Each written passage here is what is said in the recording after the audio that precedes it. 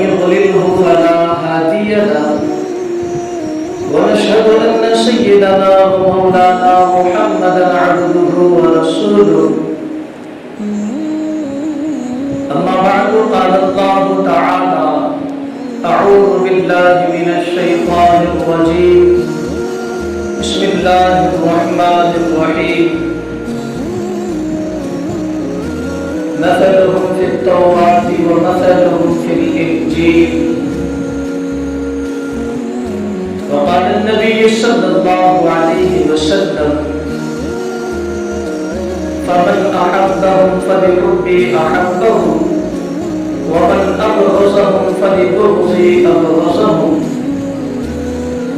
صدق الله العظيم وصدق رسوله النبي الكريم ونحن على ذلك لمن الشاهدين والشاكرين والحمد لله رب العالمين. میرے محترم بزرگ دوستو، ذی الحج کے آخری ایام چل رہے ہیں. آج 28 ذی الحج ہے، پھر 29 ہوگی، پھر اس کے بعد یکم محرم الحرام ہوگا جو کہ اسلامی نیا سال شروع ہوگا. اسی کی مناسبت سے پچھلے جمعہ میں حضرت عمر بن خطاب رضی اللہ تعالی عنہ کی مختصر سی سیرت آپ حضرات کے سامنے بیان کی گئی تھی، اور یکم محرم الحرام کو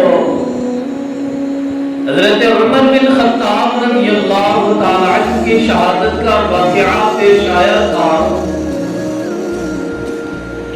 ہمارے لیے یہ جاننا ضروری ہے کہ حضرت عمر بن خطاب رضی اللہ تعالی عنہ کا کیا مقام و مرتبہ ہے، کیا فضائل ہے حضرت عمر بن خطاب رضی اللہ تعالی عنہ کے. ہم سب مانتے ہیں حضرت عمر کو، حضرت عثمان کو، حضرت علی کو، تمام صحابہ کو ہم مانتے ہیں، مگر ہم ان کے فضائل سے واقف نہیں ہیں. حضرت عمر بن خطاب رضی اللہ تعالی عنہ قبول اسلام سے پہلے دار الندوہ جو کہ کافروں کی ایک اسمبلی تھی جہاں پر نبی پاک صلی اللہ علیہ وسلم کو قتل کرنے کی سازشیں ہوتی تھی، عمر بن ہشام جو کہ ابو جہل اپنے ساتھیوں کے درمیان دار الندوہ کے اندر یہ کہنے لگا کہ نبی پاک صلی اللہ علیہ وسلم کو قتل کرنا چاہیے، تو سب نے یہ رائے دی تھی کہ عمر ہی یہ کام کر سکتا ہے، عمر ہی کے اندر وہ بہادری ہے. لیکن فیصلے ہو چکے تھے حضرت عمر کے قبول اسلام کے اندر داخل ہونے کے فیصلے ہو چکے تھے. میرے محترم بزرگ دوستو، حضرت عمر بن خطاب رضی اللہ تعالی عنہ کے فضائل کی اگر بات کی جائے تو حضرت عمر بن خطاب وہ ہے جنہوں نے سب سے پہلے اسلام لانے کے بعد کعبۃ اللہ کے اندر اعلانیہ طور پر نماز پڑھی. حضرت عمر کے اسلام لانے سے پہلے سب چھپ کر نماز پڑھتے تھے. اعلانیہ طور پر کعبۃ اللہ کے اندر نماز پڑھنے کی اجازت نہیں تھی. کفار مشرکین کی جانب سے مظالم ہوتے تھے. عمر بن خطاب رضی اللہ تعالی عنہ جن کو کفار مشرکین نے بھیجا تھا، جاؤ نبی کا سر لے کر آؤ، اور وہی کعبۃ اللہ کے دروازے کے اوپر کھڑے ہوئے تلوار لے کر، اور یہ کہتے ہیں کہ اگر اپنے بچوں کے سر کے اوپر اگر یتیم کا داغ لگانا ہے تو میرے سامنے آ جانا، اگر اپنی بیویوں کو بیوہ کرنا ہے تو میرے سامنے آ جانا، کل تک آپ کے بچوں کو لوگ یہ کہتے تھے کہ آپ تمہارے بھی کوئی باپ ہوا کرتے تھے، کل کو یہ لوگ یہ کہیں گے کہ اب تمہارا کوئی باپ نہیں۔ تمہاری عورتوں کو یہ کہتے تھے کہ ہاں تمہارا کوئی شوہر ہوا کرتا تھا۔ اگر چاہتے ہو کہ یہ بات نہ کہا جائے تو میرے سامنے آ جانا، پھر یہ کہنے لگیں گے کہ ہاں تمہارے بھی کوئی شوہر ہوا کرتے تھے۔ میرے محترم بزرگ دوستو، حضرت عمر بن خطاب رضی اللہ تعالی عنہ کہ انہوں نے اسلام کے بعد اسلام کو ایک نئی جان مل گئی، ایک نئی طاقت مل گئی۔ فاتح مکہ بھی ہے اور فاتح بیت المقدس بھی ہے۔ بیت المقدس کو بھی حضرت عمر بن خطاب نے فتح کیا اور بیت اللہ کو بھی فتح کر کے محمد عربی صلی اللہ علیہ وسلم اور اسلام کی جھولی کے اندر حضرت عمر نے ڈالا ہے۔ میرے محترم بزرگ دوستو، دنیا کے سب سے پہلے انسان حضرت آدم علیہ نبینا علیہ السلام ہے۔ سب سے پہلے انسان، انہوں نے کعبۃ اللہ کی تعمیر کی اور کعبۃ اللہ کی تعمیر کے بعد 40 سال کے بعد بیت المقدس کی تعمیر کی۔ حضرت سلیمان علیہ السلام نے بھی تعمیر کی، مگر وہ تعمیر نو کہلاتی ہے۔ وہاں سے لے کر حضرت آدم سے لے کر جب 40 سال کے بعد بیت المقدس تعمیر کیا گیا تو مسلمانوں کا وہ قبلہ کہلایا گیا۔ نماز بیت المقدس کی جانب منہ کر کے پڑھنے کا حکم ہوا۔ حضرت آدم کے بعد کئی پیڑھیاں آئی، کئی انبیاء علیہم الصلوۃ والتسلیم دنیا کے اندر تشریف لائے۔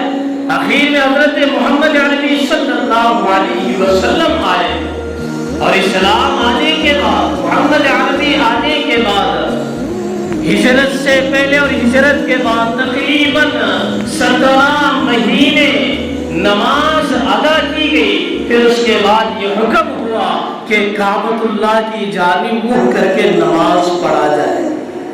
اس سے یہ پتہ چلا کہ فاتح مکہ، فاتح بیت اللہ بھی حضرت عمر ہے اور فاتح بیت المقدس بھی حضرت عمر ہے۔ وہ کیسے؟ ہم نے بارہا یہ واقعہ سنا ہے، بڑا ہی مشہور واقعہ ہے۔ حضرت عمر بن خطاب رضی اللہ تعالیٰ عنہ اپنے ایک غلام کے ساتھ، اپنے خادم کے ساتھ، جس کا نام اسلم تھا، ایک اونٹنی کے اوپر سفر کرتے ہوئے بیت المقدس کی طرف جا رہے ہیں۔ بڑے انصاف والے تھے، بڑے عدل والے تھے، ہر ایک کے ساتھ انصاف کا معاملہ کرتے تھے۔ حضرت عمر بن خطاب رضی اللہ تعالیٰ عنہ اپنے غلام اسلم سے کہنے لگے کہ ہم باری لگا لیتے ہیں، تھوڑی دیر تو سوار ہو جائے گا، میں پیدل چلوں گا، پھر اس کے بعد میں سوار ہو جاؤں گا، تم پیدل چلنا۔ ایسے ہی کر کے سفر کے اوپر روانہ ہو گئے۔ جب بیت المقدس پہنچے تو باری چل رہی تھی غلام کی، غلام اوپر بیٹھا ہوا ہے، امیر المؤمنین حضرت عمر بن خطاب پیدل چل رہے ہیں۔ وہ غلام اسلم کہنے لگا کہ امیر المؤمنین، کفار کے بڑے رئیس لوگوں سے ملاقات تو ہوگی، وہ لوگ دیکھیں گے کہ امیر المؤمنین پیدل چل رہے ہیں اور غلام سواری کے اوپر سوار ہے، میرے لیے مناسب نہیں کہ میں سواری کے اوپر سوار ہوں اور آپ پیدل چلیں۔ اس موقع پر حضرت عمر نے کہا اگر میں سوار ہو گیا تو عمر کے انصاف کے اندر فرق پڑ جائے گا۔ میں اگر اونٹنی کے اوپر اگر سوار ہو گیا تو عمر کے انصاف کے اندر فرق پڑ جائے گا، جس کی باری چل رہی ہے وہی سوار ہوگا۔ میرے محترم بزرگ دوستو، بیت المقدس کو کیسے فتح کیا؟ نہ لڑائی ہوئی، نہ جنگ ہوئی، نہ بیت المقدس کے اوپر نہ خون کا قطرہ گرا۔ انہوں نے ہاتھوں ہاتھ چابیاں حضرت عمر کے حوالے کر دی۔ کیسے کی؟ ذرا سوچنا، جب ان لوگوں کے نصارہ کے جو پادری تھے وہ دیکھ کر یہ کہنے لگے کہ ہاں یہ پیدل چلنے والا یہ عمر ہے، پیدل چلنے والا یہ عمر ہے، تو حضرت عمر نے پوچھا تم نے کیسے پہچانا؟ تو وہ پادری کہنے لگے کہ ہم نے انجیل کے اندر، تورات کے اندر حضرت عمر کی نشانیاں پڑھی ہیں، جب وہ بیت المقدس فتح کرنے کے لیے آئے گا اپنے غلام کو سواری کی اور بٹھا کر خود پیدل آئے گا ہمارے پاس۔ حضرت عمر کی نشانیاں قرآن کہتا ہے مثلہم فی التوراۃ ومثلہم فی الانجیل، قرآن کہتا ہے کہ عمر کی نشانیاں تورات کے اندر موجود ہے، عمر کی نشانیاں انجیل کے اندر موجود ہے۔ یہ حضرت عمر بن خطاب رضی اللہ تعالی عنہ ہے کہ جن کی شہادت یکم محرم الحرام کو ہوئی ہے۔ میرے محترم بزرگ و دوستو، یہ بھی نہیں، بخاری شریف کی حدیث ہے جو بڑی لمبی چوڑی حدیث ہے، جو حدیث ہرقل کہلاتی ہے۔ میرے محترم بزرگ و دوستو، اللہ کے رسول صلی اللہ علیہ وسلم نے دہیا بن خلیفہ قلبی رضی اللہ تعالی عنہ کو خط لکھ کر بھیجا، جاؤ روم کے بادشاہ کو یہ خط دے دینا، اور اسلام کی دعوت اس خط کے اندر لکھی ہوئی ہے۔ اس دور میں روم کا بادشاہ انطاکیہ میں رہا کرتا تھا، اور انطاکیہ پہلے روم کے اندر آتا تھا، اب ترکی کے اندر وہ آتا ہے۔ انطاکیہ پہلے روم کے اندر آتا تھا، اب وہ ترکی کی سلطنت کے اندر آتا ہے۔ جب وہ دہیا قلبی جب وہاں پر پہنچے تو وہ جو بادشاہ تھا وہ دیکھ کر اسلام قبول کرنے کے لیے تیار تھا، لیکن اپنی قوم سے گھبرا گیا، اپنی قوم سے ڈر گیا، اور یہ مشورہ کرنے لگا کہ کیا اسلام قبول کرنا چاہتی ہے یا نہیں۔ تو وہ کہنے لگے کہ اگر اسلام اگر آپ نے قبول کر لیا تو ہم تجھے بادشاہ سے اتار دیں گے، ہم تجھے بادشاہ سے اتار دیں گے۔ لیکن وہ جو صحابی آئے تھے ان کی عزت کو بڑھانا تھا۔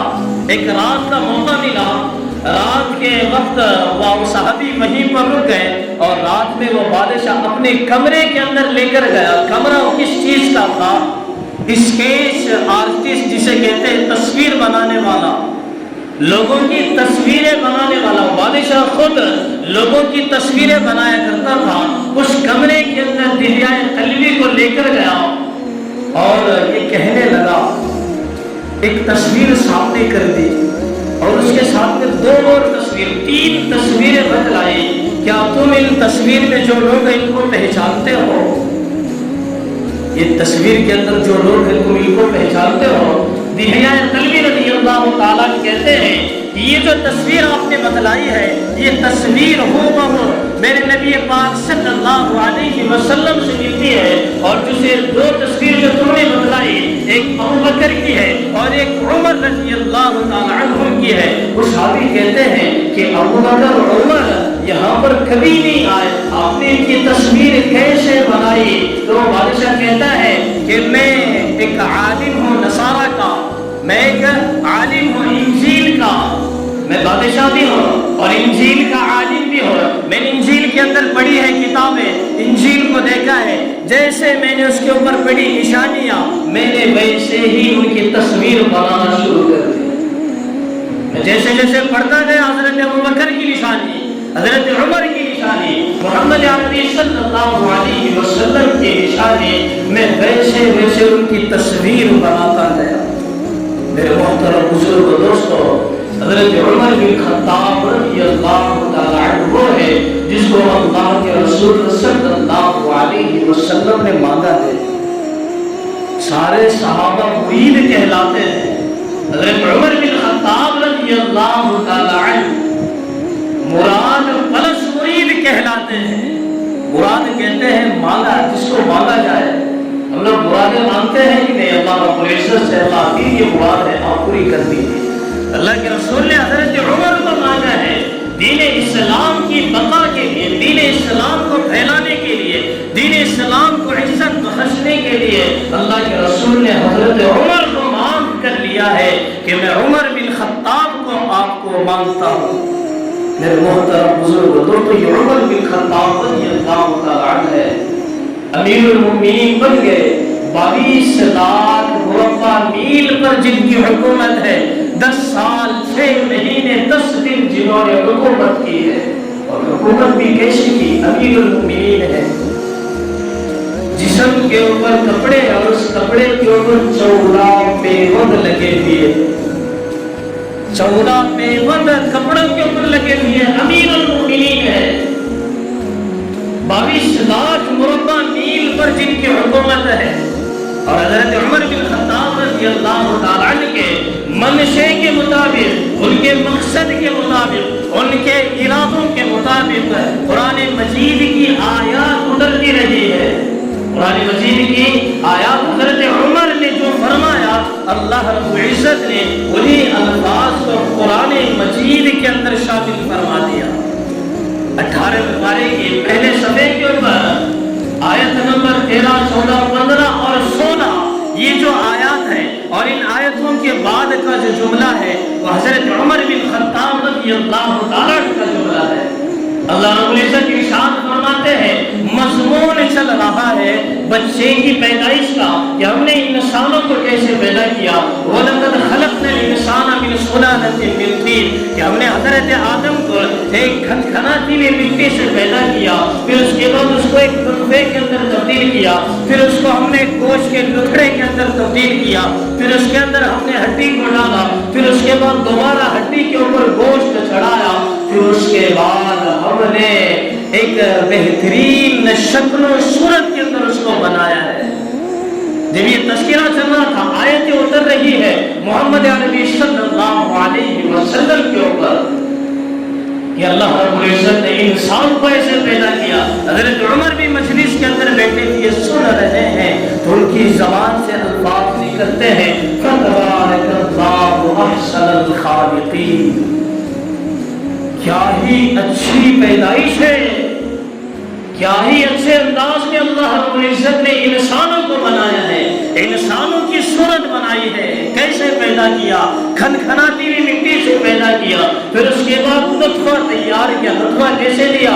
سورہ طارق کے اندر اللہ رب العزت ارشاد فرماتے ہیں، یخرج من بین الصلب والترائب، ماں کے سینے کے ذریعے سے پانی کو نکالا، باپ کے پیٹ کے ذریعے سے پانی کو نکالا، دونوں کو ملایا، نطفہ تیار کیا، پھر بھی قرار مکین، ماں کے رحم کے اندر، ماں کے پیٹ کے اندر جو سب سے حفاظت کی جگہ ہے، سب سے احترام کی جگہ ہے، سب سے اکرام کی جگہ ہے، اس کے اندر حفاظت کے ساتھ جمع کیا، پھر اس کو ایک گوشت کے لوبھڑے کے اندر تبدیل کیا، پھر اس کو خون کی شکل دی، پھر لوبھڑے کی شکل دی، پھر اس کے اندر ہڈیوں کو ڈالا، پھر دوبارہ ہڈیوں کے اوپر گوشت کو چڑھایا، پھر اس کے بعد انسان کی ایک صورت بنائی۔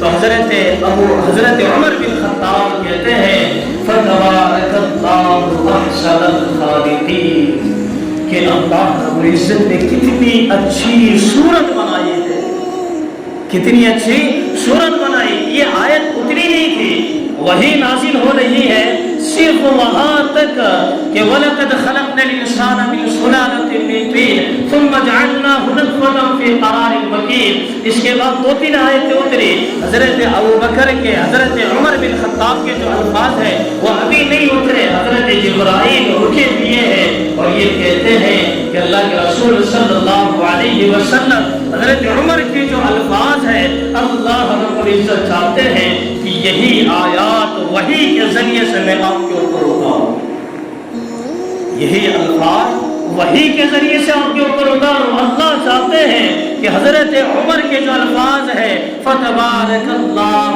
أَحْسَنَ الْخَالِقِينَ، کہ اس کو قرآن مجید کے اندر شامل کر لیا جائے۔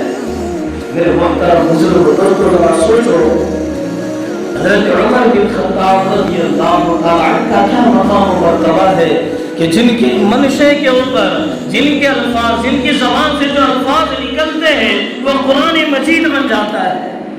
یہی نہیں، قرآن مجید کے اندر تقریباً 22 مقامات ایسے ہیں اور تقریباً 50 آیتیں ایسے ہیں جو حضرت عمر کے فیصلے کے مطابق نازل ہوئی ہے۔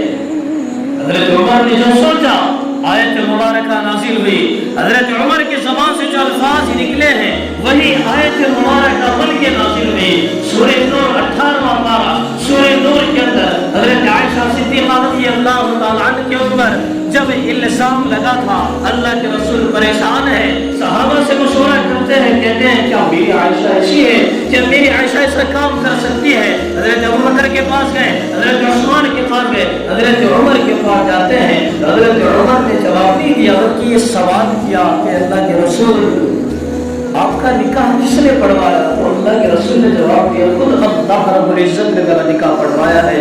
تو حضرت عمر بن خطاب رضی اللہ تعالیٰ کہتے ہیں جب اللہ رب العزت نے خود آپ کا نکاح پڑھوایا ہے، آپ پاکیزہ ہیں، پاکیزہ نفس ہے، تو آپ یہ کیسے سوچ سکتے ہیں کہ آپ کے بستر پر جو ہوگی وہ ناپاک ہوگی؟ حضرت عمر بن خطاب رضی اللہ تعالیٰ کہتے ہیں ھذا بہتان عظیم، سبحانک ھذا بہتان عظیم، یہ الفاظ حضرت عمر کی زبان سے نکلے ہیں اور اسی کو قرآن مجید کے اندر شامل کر لیا گیا۔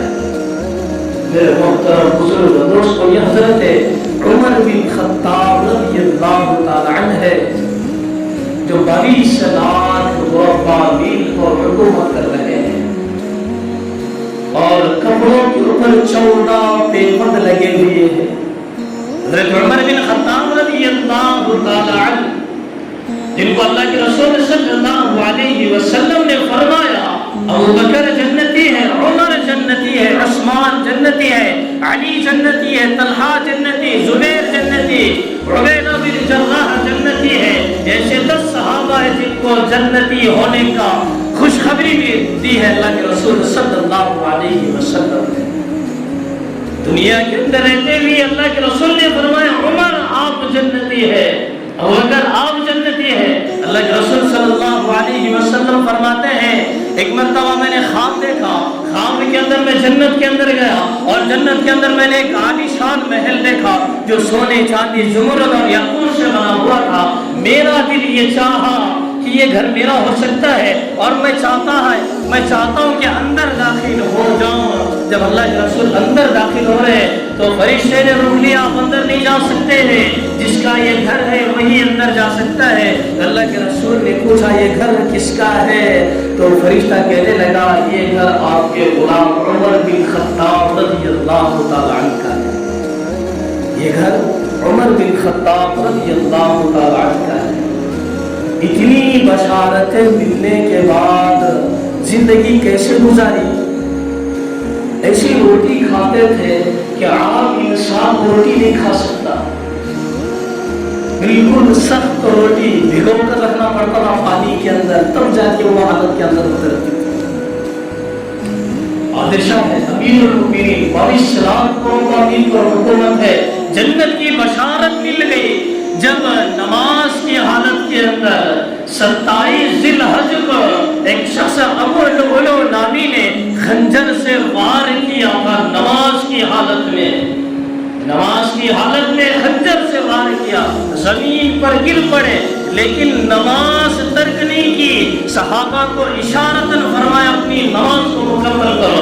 عبد الرحمن بن عوف آگے بڑھے اور نماز مکمل فرمائی ہے۔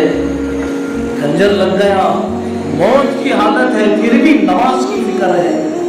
اگر ہم جن کے نام لیوا ہے، ہم کو خنجر ونجر نہیں لگتا، مچھر کاٹا تو ہم نماز خراب کر لیتے ہیں، ہم کو خنجر ونجر کی ضرورت نہیں ہے، اگر مچھر کاٹا تو ہم نماز خراب کر لیتے ہیں۔ پیٹ بھر کھانا کھاتے لیکن جو اس سے طاقت ملتی ہے وہ گناہوں کے اندر ہم لوگ صرف کرتے۔ کھانے کا مقصد یہ ہونا چاہیے کہ اس سے جو طاقت ملی وہ نیک کاموں کے اندر صرف کی جائے گی، کھانے کے ذریعے سے تو طاقت ملے گی وہ نمازوں کے اندر صرف ہوگی۔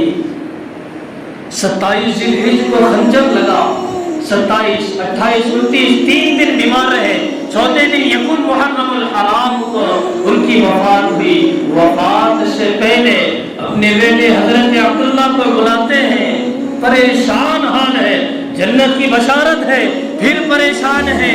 حضرت علی وہاں پر کھڑے بھی اور یہ کہتے ہیں کہ اے عمر کیا بات ہے، گھبراہٹ دیکھ رہا ہوں، کیوں گھبرا رہے ہو؟ حضرت عمر کہتے ہیں وَيْلٌ لَكَ يَا عُمَرْ إِن لَّمْ يَغْفِرْ لَكَ رَبُّكَ، میں موت سے نہیں گھبراتا۔ حضرت عمر کیا کہتے ہیں؟ میں موت سے نہیں گھبراتا۔ اللہ کے رسول صلی اللہ علیہ وسلم، عرفات کا میدان ہے، عرفات کا میدان ہے، سماوات جو مقدس ہستیاں ہیں وہاں پر موجود ہے۔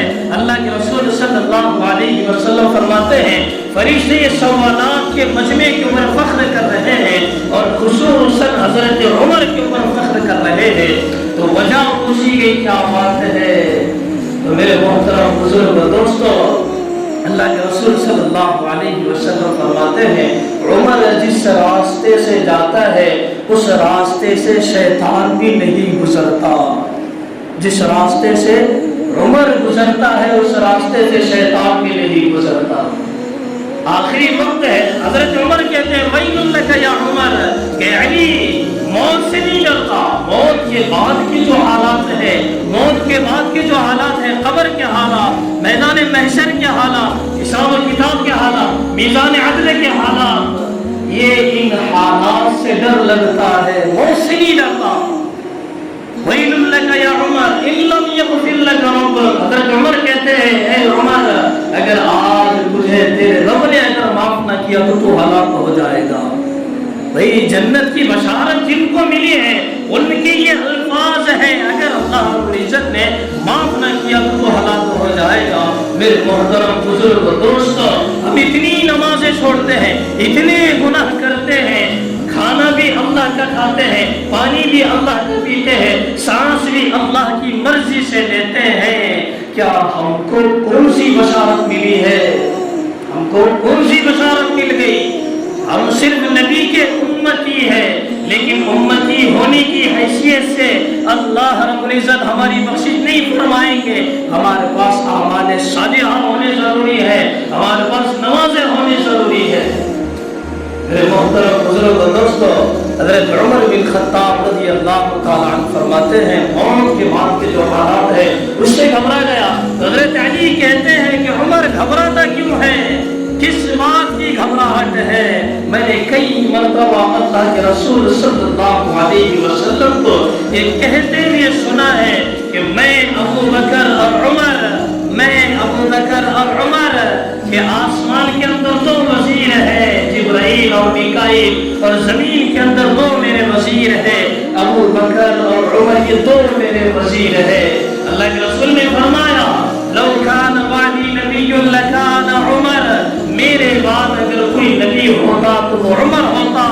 کیا مطلب ہے؟ نبوت کا دروازہ بند ہو گیا، اگر جاری رہتا عمر کے کندھے اس قابل ہیں کہ اس کو نبی بنایا جاتا، عمر کا سر اس قابل ہے کہ اس کے سر کے اوپر نبوت کا تاج سجایا جاتا۔ میرے محترم بزرگ دوستو، یہ حضرت عمر بن خطاب رضی اللہ تعالیٰ عنہ کے فضائل ہے۔ دنیا کے اندر بہت ساری ایسی قومیں ہیں، بہت سارے لوگ ہیں جو حضرت عمر بن خطاب رضی اللہ تعالیٰ عنہ کی شان میں گستاخی کرتے ہیں، اور بہت سارے لوگ نعوذ باللہ یہ کہتے ہیں کہ عمر بن خطاب رضی اللہ تعالیٰ عنہ منافقوں کے سردار ہیں، ایسا کہتے ہیں بہت سارے لوگ۔ میرے محترم بزرگ دوستو، اللہ کے رسول صلی اللہ علیہ وسلم نے فرمایا فمن احبهم فبحبی احبهم، یہ میرے صحابہ ہیں، جس نے میرے صحابہ سے محبت کی ہے سمجھنا اس کے دل کے اندر نبی بستے ہیں۔ ومن ابغضهم فببغضی ابغضهم، جس نے میرے صحابہ کے بارے میں بغض رکھا سمجھنا نبی کا دشمن ہے۔ میرے محترم بزرگ دوستو، جس انسان کے گردے خراب ہو پانی اسے ہضم نہیں ہوتا، جس کی ایمان کی طبیعت خراب ہو اسے عمر کبھی ہضم نہیں ہوتا۔ عمر بن خطاب رضی اللہ تعالیٰ عنہ کے اسلام کے اندر داخل ہونے کے بعد اسلام کو ایک نئی جان مل گئی۔ میرے محترم بزرگ دوستو، یکم محرم الحرام کو حضرت عمر بن خطاب رضی اللہ تعالیٰ عنہ کی شہادت ہوئی۔ 3 دن تک حضرت عمر اپنے بستر پر رہے، دودھ پلایا جاتا، آنکھوں کے ذریعے سے باہر آ جاتا، دودھ پلایا جاتا، آنکھوں کے ذریعے سے باہر آ جاتا۔ نماز کی حالت میں خنجر لگا نیچے گرے، نماز کو ترک کرنے کا حکم نہیں دیا، حضرت عبد الرحمن کو آگے بڑھایا نماز کو مکمل کرنے کے لیے۔ اس سے پتا چلا کہ نماز کی بہت زیادہ اہمیت ہے، بغیر نماز کے قیامت کے دن انسان اللہ رب العزت کے سامنے نہیں کھڑا ہو سکتا۔ اللہ رب العزت کے سامنے کھڑے ہونے کے لیے نماز ضروری ہے، نماز پڑھنا